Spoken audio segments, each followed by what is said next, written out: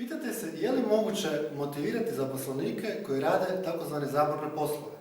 Poslove koji su repetitivni, poslove koji su monotoni, koji svaki dan zahtijevaju jednu te istu rutinu.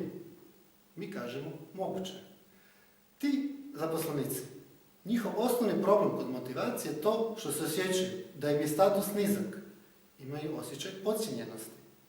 Nedostatak kontrole nad onim što rade. Nedostatak izazova. Nedostatak prilika. Primjenom Ken Blanchard modela izgradnje strasti kod takvih zaposlenika moguće je potaknuti povećanu produktivnost, moguće je potaknuti izgradnju korporativnog poduzetništva i osjećaja pripadnosti i odgovornosti prema poslovnim rezultatima i kod takvih radnika.